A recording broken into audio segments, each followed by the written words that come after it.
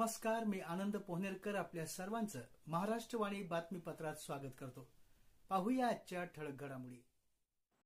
जम्मू काश्मीर येथील पहलगाम या ठिकाणी भारतीय नागरिकांवर भ्याड दहशतवादी हल्ला करण्यात आला होता. यामध्ये निष्पाप 27 पर्यटकांचा जीव घेण्यात आला होता.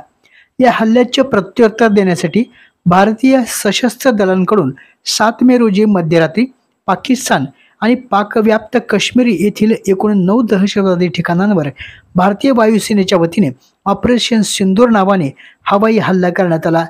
भारतीय जवानांच्या या अप्रतिम शौर्य आणि साहसाबद्दल अखिल भारतीय विद्यार्थी परिषद परभणी शहर शाखेच्या वतीने भारतीय सशस्त्र दलांनी ऑपरेशन सिंदूर अंतर्गत दहशतवाद्यांच्या अड्ड्यांवर केलेल्या कामगिरीचा परभणी शहरातील महाविद्यालयीन विद्यार्थ्यांना आणि नागरिकांना तसेच व्यापारी वर्गात पेढे आणि साखर वाटून आनंदोत्सव साजरा करण्यात आला.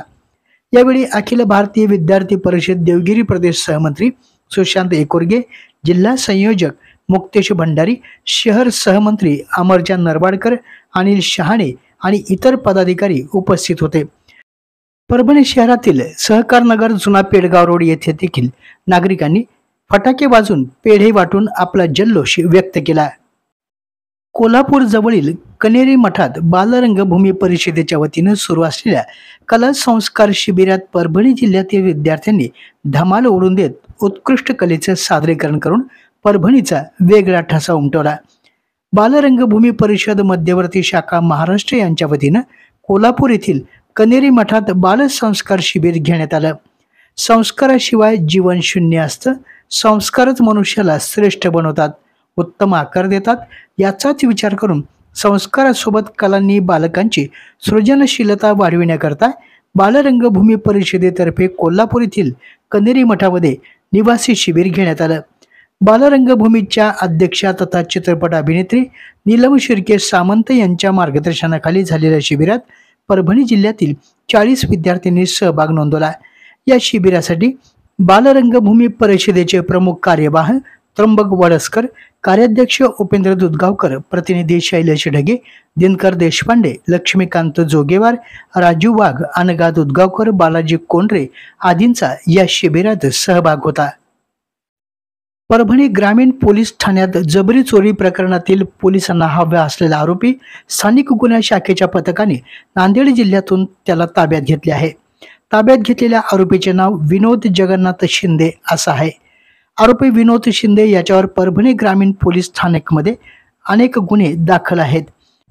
विनोद शिंदे हा आरोपी मंगळवारी नांदेड परिसरातील खानापूर फाटा येथे असल्याची माहिती मिळाल्यानंतर स्थानिक गुन्हा शाखेच्या पथकाने सदर ठिकाणी केलेल्या कारवाईत आरोपी विनोद शिंदे यास ताब्यात घेतले आहे. पुढील कारवाईसाठी आरोपीला ग्रामीण पोलीस स्थानकाकडे सुपूर्द करण्यात आले आहे. सदरची कारवाई पोलीस अधीक्षक रवींद्र सिंह परदेशी यांच्या मार्गदर्शनाखाली स्थानिक गुन्हा शाखेचे पोलीस निरीक्षक विवेकानंद पाटील, पोलीस अंमलदार मधुकर चट्टे, सुग्रीव केंद्रे, शंकर गायकवाड, दीपक मोदीराज, गणेश कोटकर यांच्या पथकाने केली आहे. मालमत्तेचे हस्तांतरण, नामांतरण, मालमत्ता कर आणि नगर रचना विभागाच्या अर्जावर नियमोचित कार्यवाहीसाठी सुरू असलेल्या शिबिरास 15 मे पर्यंत मुदतवाढ देण्यात आली आहे. 5 मे 2025 रोजी पालकमंत्री मेघना साकोरे बोर्डीकर यांच्या अध्यक्षतेखाली जिल्हाधिकारी कार्यालयात आढावा बैठक घेण्यात आली. यावेळी पालकमंत्री बोर्डीकर यांनी परभणी महापालिकेच्या वतीनं मालमत्ता कर विभाग आणि नगर रचना विभागाशी संबंधित अर्जावर तत्पर कार्यवाही करण्याच्या उद्देशाने सुरू असलेले शिबिर हे 15 मे 2025 पर्यंत सुरू ठेवण्याचे आदेश दिले होते.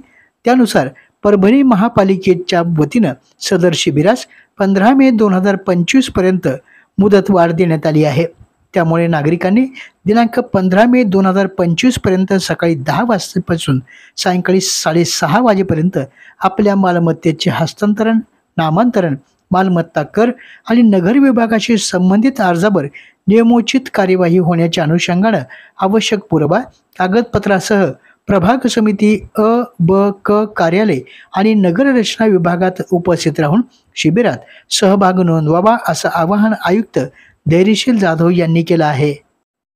पालम तालुक्यातील मोजे भालकुडकी येथील रहिवासी असलेले मिलिंद किशन साळवे हे गायरानधारक असून मागील अनेक वर्षापासून ते भालकुडकी येथे गायरान जमीन कसत आहेत. या संदर्भात 1982 मध्ये सेलू येथील तत्कालीन उपविभागीय अधिकारी यांनी न्याय न करता मूळ प्रस्ताव रद्द केला. किशन साळवे आणि इतर काही जणांनी कष्ट करून माळरान जमिनी वहिती केली. मात्र जे लोक येथील रहिवासी देखील नाहीत अशा लोकांना या जमिनीचा सातबारा दिला आहे.